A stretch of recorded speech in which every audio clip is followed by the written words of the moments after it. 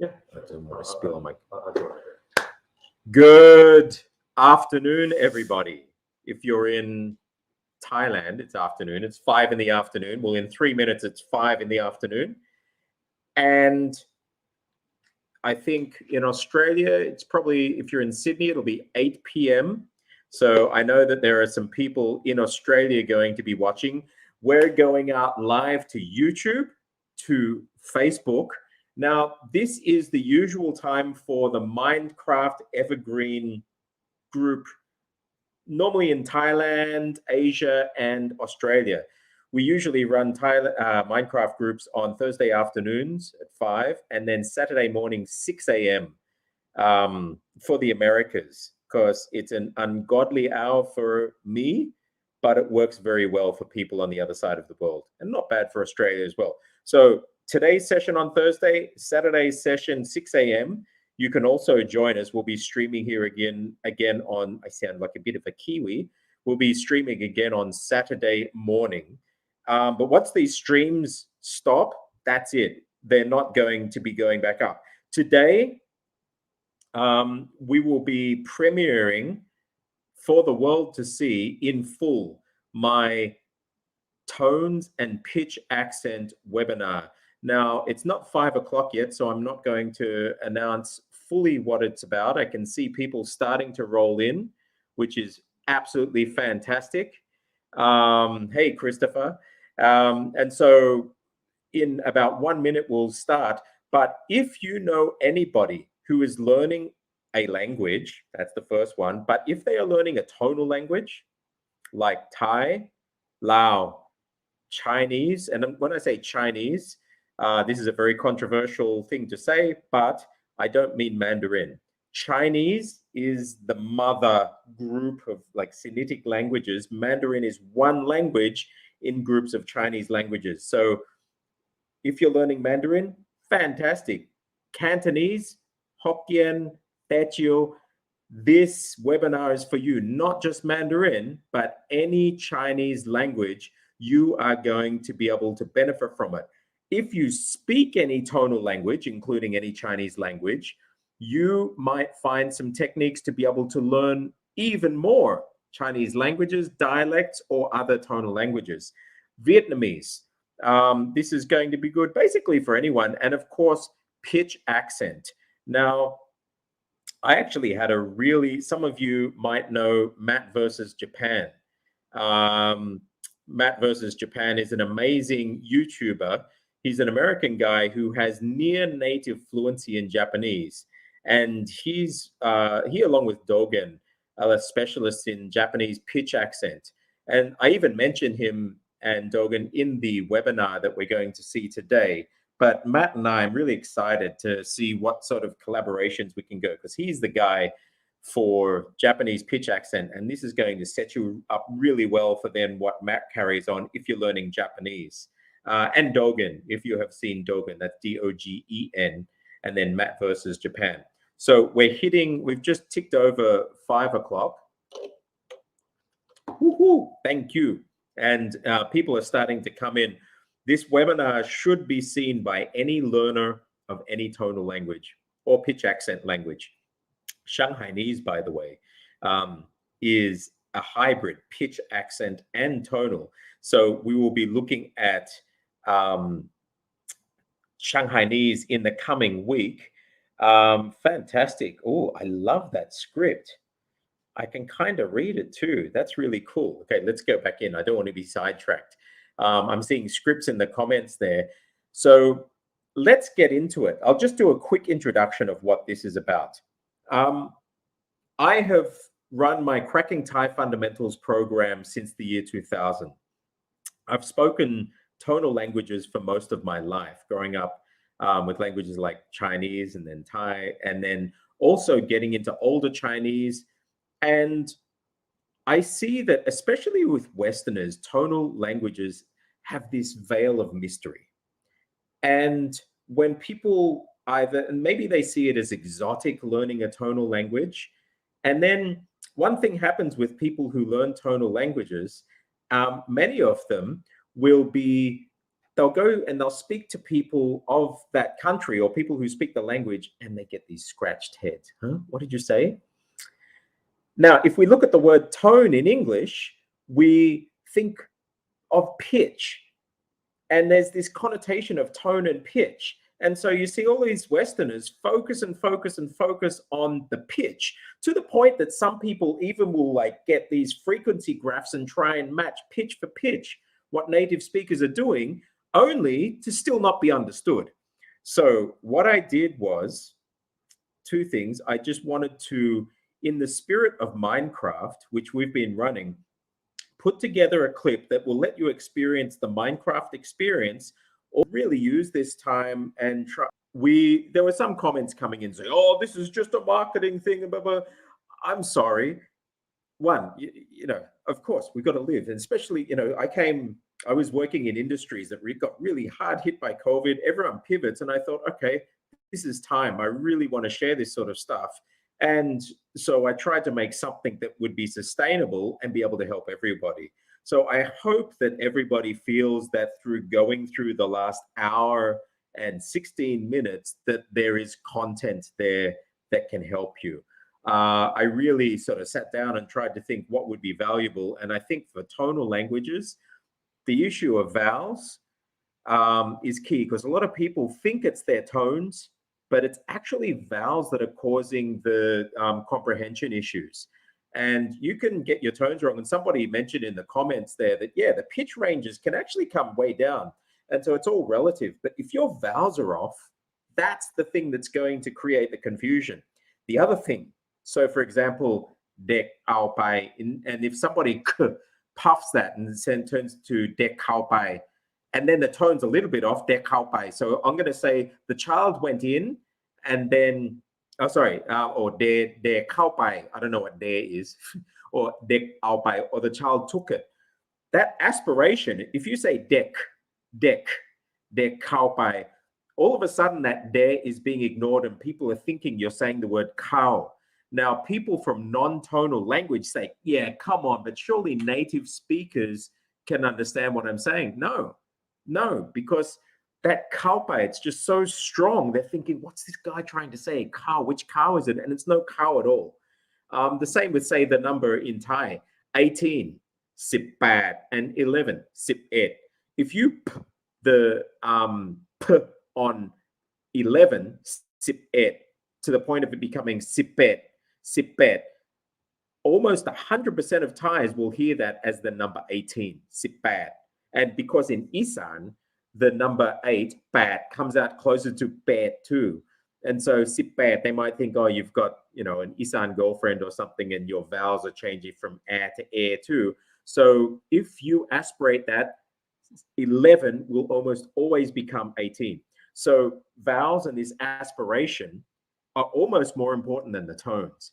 Tones are important, but you need to look at that. So this is why I included vowels as a key point in this tonal thing too, because I think that vowels are something that they get neglected, and people think, yeah, okay, but these vowel shifts, you cannot substitute for across any tonal language in this part of the world that I know. They make totally different sounds. They're not, the word allophone. So if I say the letter T in English, you can say Stuart, like in my name, so the, or I can say teach, the letter T has many different allophones, like T, all phones, all sounds, all these different sounds can be represented by T. But in these tonal languages, it's not the same. Those rules do not apply. So allophones, the letter A could be could be could be whatever, A, hate. But in these languages here, those rules of allophones just do not work. And so be really aware of it. So there is a question there, Thomas Priest is saying, okay, so how come in Thai you've got long vowels, they get shortened in speech? So T or tong, why does it happen? Okay, in Thai, short and long vowels are the distinction between them is really important. And so,ไม่ต้อง, ไม่ต้อง, you're still getting it there. Now, one thing I would say is that in Thai, say the word tong, there's no such thing as a short vowel on the letter o. Okay. Okay. You might have the word hot, but they're only for imported words like hot. That's like an English word. So if you're having tong, you know that this is going to be a Thai word. There's no short version of it. So you might get that instead of tong, it can be shortened. But these words that have irregular vowel lengths, for example, water. Water is written no I wonder if I can write it here. So no so that would normally be short but when it's put with this meter, that if you follow the vowel length, that would be nam, but it's pronounced nam. This is an irregular pronunciation because it's a common word. Usually in any language, the most common words start to get the most irregular pronunciations just because they're said so much and they develop these little quirks to them. Now, that word there, though, depending where it's sitting, nam. So if I say wai nam, to swim, or doom nam, if nam is the final particle, it will be stretched out. If nam is said individually, it will be stretched out. But as soon as nam is put as the first particle of a meaning, so for example, the word for a tear, nam ta, it goes back to its short form, nam ta. Or if I wanted to say petrol for the car, gas, so that's namman. So you get these little quirks, but in general, in Thai, vowel lengths will stay as they are. Even when you're speaking quickly ถ้าสมมติว่ากำลังจะพูดเร็วยิ่งขึ้นนะครับก็พอถึงสระที่ยาว so I'm speaking quite fast, but as soon as you get to a long vowel, it actually gets the length in there. This is a quirk with Thai. So yeah, don't think that you can just shorten vowels. You will end up being misunderstood. There was another question there from, I think, Andrew. And Andrew asked, okay, so what about Vietnamese, where vowel length is important? If the tones actually then affect the vowel length, well, what happens then? Doesn't that change the meaning of words? And so I'll give you an example, or I think I used the example there. Let me just plant this, that tones are throat positions. The pitch is different. So here we go. If I say the word nang, that's N-A-N-G. Nang. And you can see this sound is resonating through my sinuses, out my nose. Nang. I hold my nose and it dies. Nang. If you put this tone marker on it, that is the dot on the bottom, that's the nak tone, that all of a sudden throws it down into the throat and you get a glottal stop. So it becomes nang. You can hear like the NG basically gets muted. And this is what happens. Even when you get long vowels, the word will basically be shortened. And sometimes you don't get the full length of the word. Even with the, like, okay, the number 3 tone in Chinese, ma for horse. Or ni hao, hao. When you just say it like that, you don't say the full length of the tone, hao. You're just saying this portion. If you go back over the webinar, you can go back into that link and then you'll be sent a replay link after the first time through. Check out the replay link and I talk about just listening out for portions of tones, and this is what happens in Vietnamese too. So and it usually happens with this third, which was originally the shang tone, or shang in traditional Chinese wasn't shang, it's shang. It was actually done as a third tone. So this shang tone, just the first portion of it, not the rising portion of it. And so this is the huyen tone in Vietnamese, which is the one written like a question mark, or the top part of a question mark. A lot of the time, you're only going to hear the part of it that runs into the ground and not the rest of it. So huyen, even though the full tone will be huyen, you're only going to hear this part, just like you hear in Mandarin. It just goes to show that their throat positions follow the throat, and as you notice the muscles of native Vietnamese speakers, you'll see what happens, and then it goes into the next word by then. So just copy that, copy the throat.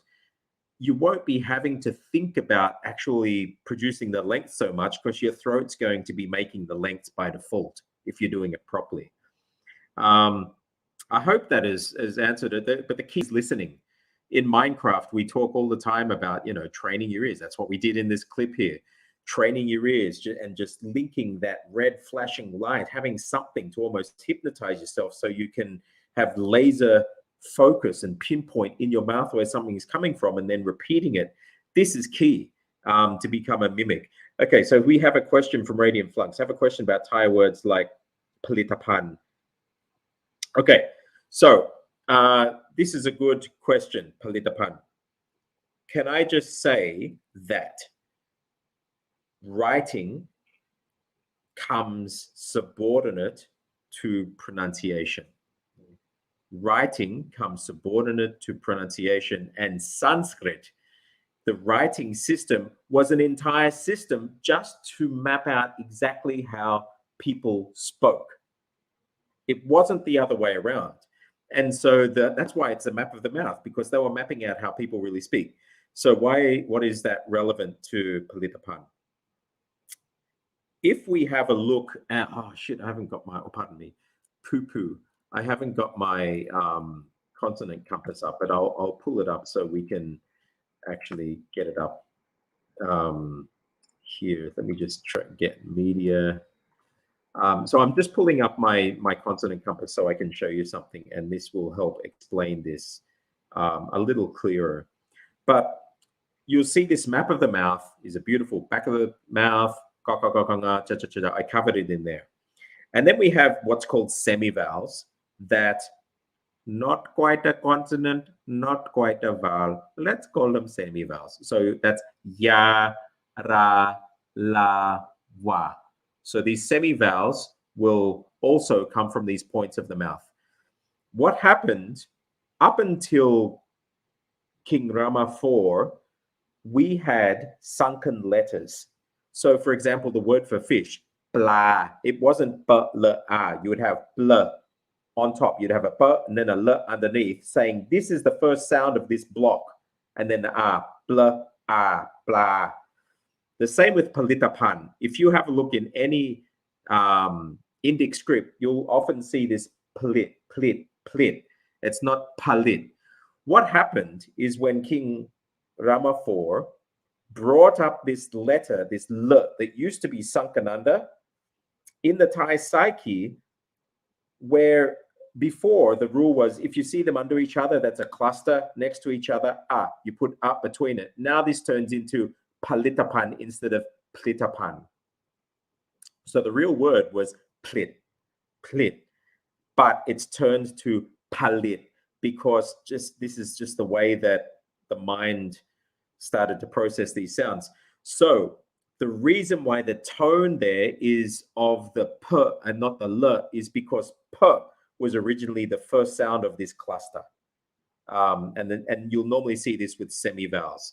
Let me see if my compass, I'll just load it up here and then I'll share my screen with you. But so basically, if you have a semivowel y, r, l, w next to a normal consonant, you will see that's normally a cluster, and it's the tone rule of the first main letter before the semivowel. That is the class that will govern the tone, because the tones are all about throat positions and natures of that syllable. It's not about the rules. The rules came from how the mouth was working. Palit, that's correct. It's still a low tone. Palit, palit. Just think of it as pit, palitapan, palitapan. Yeah, and sometimes, again, because it's the throat, you're not going to get the throat really going down because you've got that thrown in there. It's only human nature then, palitapan, palitapan, that the voice is going to lift up a bit. Thais aren't consciously thinking, oh, I have to keep my throat down. It's they're just doing what feels natural, because again, tones were originally these throat positions. Originally, the tone markers in Thai, so no tone marker was normal voice. Mai ek was stiff voice, so shove the voice down. And Mai to was creaky voice, and that was the same as Chinese. Mai ek from Thai used to be the shang tone in Chinese. So again, the stiff voice, because the stiff voice in Chinese pulled it up. And then the creaky voice, Mai to in Thai, was the chu sheng in what do you call it? Ping shang chu. Oh, sorry, it's the other way around. Mai ek was the shang tone, and the chu sheng was so Mai ek, chu sheng, Mai to, shang sheng. That's right. And then the dead and alive were the ru sheng for Chinese tones. Yeah, I hope that explains it, Radiant Flux. One thing I'd like to say on Japanese, I don't know if we have any Japanese students out there, but I really like pitch accent is huge. I actually spoke with Matt versus Japan this morning. We chatted to each other on the phone for about an hour. I really love what Matt's doing there. If you haven't checked out Refold, check it out. His thing is awesome. And Matt's going to be coming up with a really cool thing. I hope I'm allowed to say, but he's doing something on pitch accent, and it's really aligned with what I'm doing. I think this is going to put you in good stead for being able to hear the pitches. But if you are learning Japanese, especially since you've done this, spend a bit of time just understanding the principles of pitch accent, and it will have a night and day effect on you. So yeah, and same with Shanghainese. Shanghainese is just wild, and we'll be getting into that. Stay tuned on YouTube. We'll be putting stuff out on Shanghainese pitch accent. But if you want to have a mind-altering experience, learn Shanghainese. Thomas, yeah, so that's exactly the same way. Tanon, again, that's weak. The voice is there. So tanon takes the characteristic of the t as its guide as to what the class of it's going to be for the tone. So tanon.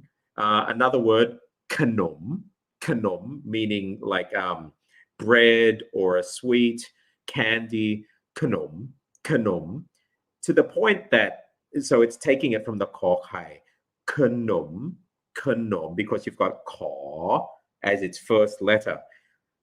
Thais, as saying that word just in colloquial Thai, will drop the k off, but it will still retain the footprint of the tone that was inferenced by that k. So kanom turns into nom, like you've written there. That's why you see that there, because originally that n would have been stuck right underneath the k. If you learn Lana script, which we do in Mindkraft, and which you will, Thomas, you'll see it in one of the sessions there. We actually learned the Lana script. I love Lana script because they actually still keep these sunken letters. So you can actually still see them there. Yeah. Pete, do we have any questions? Anything coming in from your side? Nope, not at the moment. Okay. Let me just go through and look at these. Oh, I just realized I can actually show them. So let's see if that comes up. Show. There you go, Thomas. Yes. And we just had this one, by the way. So that was Radiant Flux. Come on, somebody. Now that I know how to actually share the comments, shoot me another one. Actually, I like this as well. I'll talk about this. So, Christopher, I've been learning Russian and Slavic languages, and this was actually a real issue for me, is being able to aspirate my sounds after speaking so many languages where your throat is forcing the sound to cut off at the end. So one glass of water, having to actually force my voice to aspirate at the end. And for me, that was a huge thing. Same with Danish. So you're speaking with this st in your throat. And so for me, to speak Norwegian and Swedish is actually, it feels really weird. I feel like I'm actually doing it wrong because I'm not catching it in my throat. So the other takeaway from that is if you speak Danish, well, then you're going to have a sweet time speaking many of these tonal languages because you've already got the glottis going. But yeah, I think the skill of being able to control your throat, to be able to control aspiration and place things accurately, regardless of what your mother tongue is gold. Okay, Lewis. So the question is, how do people maintain understanding or singing melody in tonal languages? If you're a Chinese speaker, I'll show you two examples, but most people who have ever been to China, even if you're not Chinese, would know the song, Tian Mi Mi. Okay, Tian Mi Mi. And you would notice that the melody of that song, Tian, the melody actually locks into the tones, Mi, Mi, and you'll see the tone coming down. Same in Thai, Rak, Rak, Rak. So the word for rak will actually rak. You'll hear the pitch. Now, this is only going to work for Bangkok Thai or some of them because every province you go to, that changes. But so these tones, you can actually tell which language the melody line's been written in or which dialect because it's going to lock into that. Sansern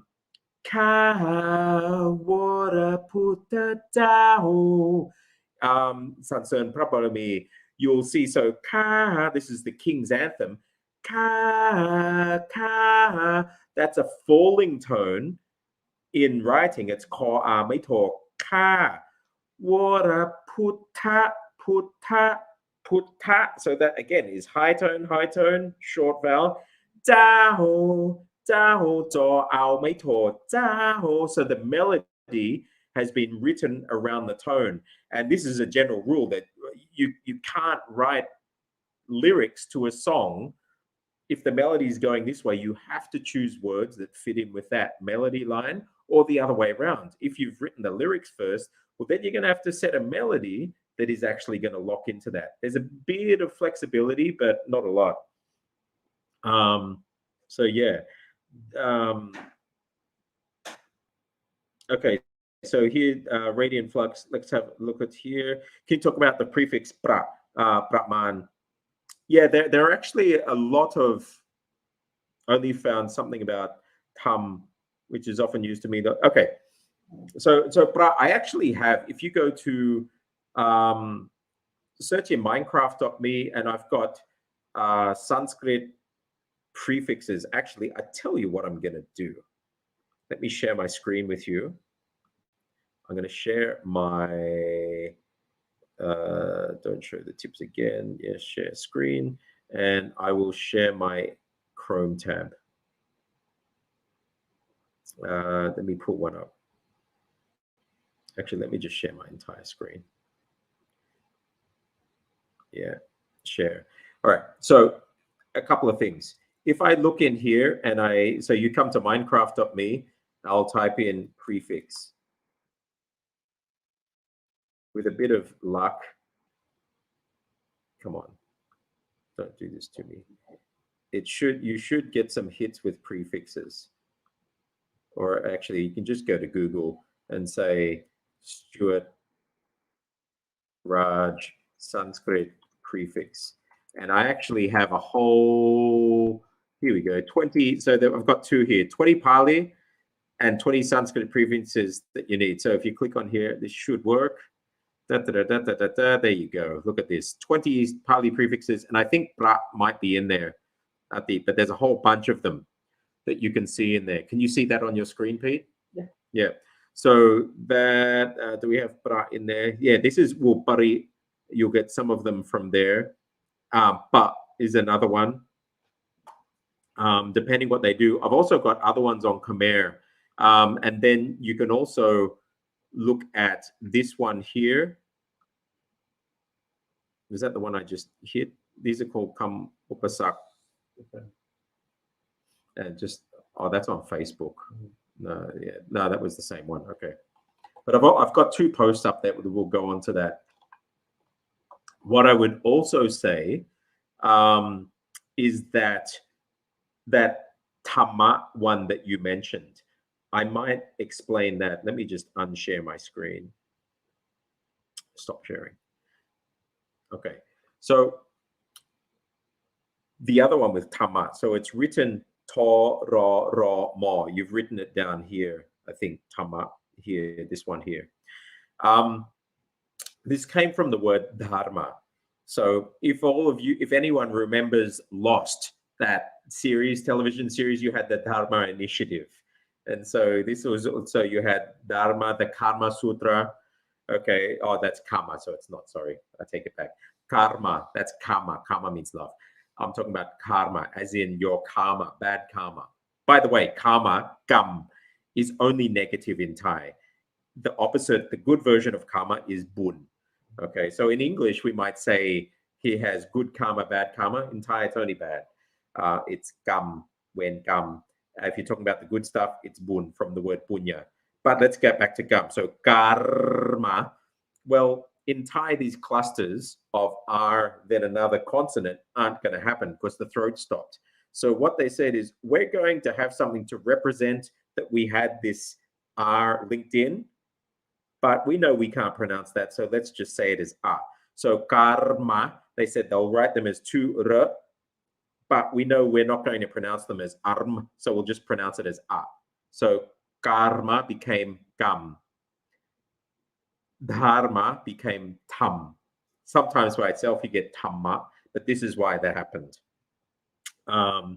So a lot of people get confused saying, oh, there are all these different things that represent the same letter. Well, yeah, but there's a logical exclamation. And again, it all just comes down to the throat.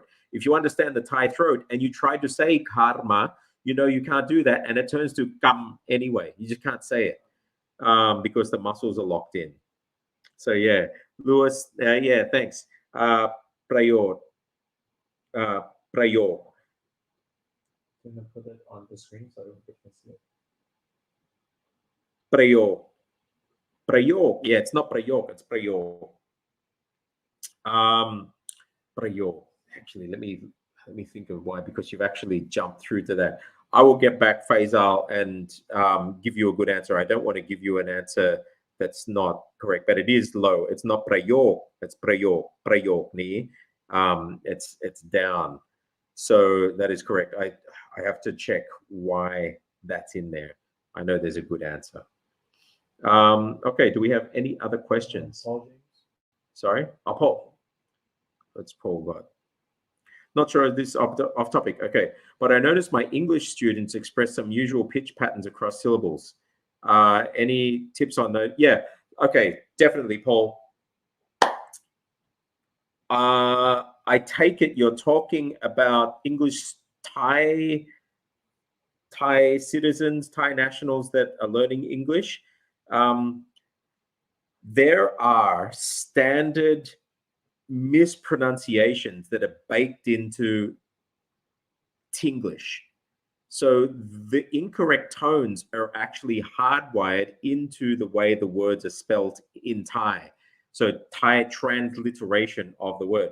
For example, if it's a monosyllabic word, I'll tell you what, I actually have this as well. If you just do a Google search, Stuart Raj Tinglish, and I actually have from way back the 10 rules of Tinglish called Tinglish Without Toil. And so let me share my screen with you, but I actually have the rules on how Thais will shift their tones based on Tinglish. So I'll share my screen, entire screen. Yes, thank you very much. Okay, so let's have a look at this. So these are the rules. Where are they? I thought I numbered them. The numbers must have been. So basically, here. So number one, fish. So English alive syllables. Anything that's alive in English. So fish is going to die because the throat kills it, turns to fit. Words like silk. If you get a K after an L in Thai, an L is going to be pronounced N. That wins. And so the L sin, k. The k can't come after an N, so the K just gets dropped. So silk gets pronounced as sin. So sunsilk becomes sunsin. But milk is another one. Because that's a common word, maybe that becomes meal, and the K just is dropped out. So there are some rules there. If you have consonant clusters, they get dropped. If you have consonant clusters and they don't get these consonant clusters get dropped. If you have consonant clusters and not a semivowel, well, then you throw an a in it. Sapik, sapik, and then single monosyllabic words get a high tone. So if I say the word Coke is cork, if I say the word hot, it's hot. If I say the word Bob, it's Bob. So it gets this high tone. If you get a 2-syllable word, it's waiting, eating. You get the falling tone in general. Now notice the word speak, because speak is monosyllabic in English, it still gets the 1-syllable rule. So it becomes speak. It's not speak, it's speak. So, but if you Google this article, it's done back in 2005, but it's still as valid today as it was back there. By the way, this is the consonant compass. So this is the 5x5. These are the semivowels I wanted to mention. And notice this is the palate. Yeah. So the semivowels line up perfectly with these classes. So there's the ones from the palate, y, ones from the roof of the mouth, r, ones from the teeth, l, ones from the lips, v, y, r, l, v, are semivowel versions of these guys here. And so these ones are usually the ones that are clustered in. If you see these clustered under any of these guys here, these guys get their tone rules. They will call the tone rules. These guys are subordinate. Okay, so yeah, this you can actually go into again, just Google Mindkraft.me/consonant compass, and you'll find it there. And you can go and have a play around with that consonant compass. Okay, yeah, all good, all good. Exactly. Various Asian students. So Thai, yes. Yeah, Chinese will have different sounds. Oh shit, I need to unshare because I'm getting psychedelic feedback. Okay. Chinese, you'll find different issues. You'll find nasalization for Mandarin speakers. So they'll find difficult to say final N's as a for Mandarin speakers. Korean speakers, the key thing is the is the L's and R's. So different countries will have different issues, but Thai definitely has has mispronunciation baked into the spelling. So it's super, super difficult to correct that. But we go through that in Mindkraft. Anyway, look at the time. We've been going for 2 hours now. If you have any other questions, just put it in. I'll give it 1 more minute. Other than that, I just want to say thank you to everybody. If this has been useful to you, and yeah, I want people to see what Mindkraft is about, and I would love to grow this out. So you know, it's $1,000 for the whole year for Mindkraft. What do you pay to go to a school? And today you get it with $100 off. So what is it, $8.99? But you get the entire year. I do one of these sessions, well, 2 of them twice a week, 2 90-minute sessions a week that you're welcome to, and all the other content. And we can talk like this, we coach like this all through the year. You'll find that you don't even need a teacher. The teacher could, other than being a source of native speaker-ing, you become your best teacher. And so I hope that from this, people have been able to learn. If you really like it and you want to be part of it, come to Mindkraft. Join Discord, and you're more than welcome. We have a great community there. If you want to have, you can read every channel. If you want to have full access to be able to talk, I think it's just $7 a month, and you can talk to everybody. We've got over 1,000 learners in the Discord server of all different language backgrounds, different native speakers. So you can come into Discord. You see the link below, and yeah, Kalua Mil.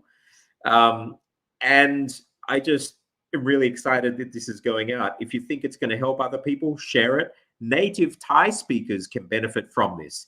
If you have a teacher that's teaching you Thai, have them watch this, because maybe they'll learn a way that they can start to articulate things to you that perhaps before they weren't sure of how to articulate. And so I hope that this, as well as stuff that other people like Matt and Dogan and all these people, we're going to shift the way language is taught. And these things were previously a mystery or previously exotic will be something that is, just normal. It's not going to be something super special that you speak Chinese or Thai. It's just, yeah, we do it, and the world learns each other's languages, and we can be a happier place. Okay.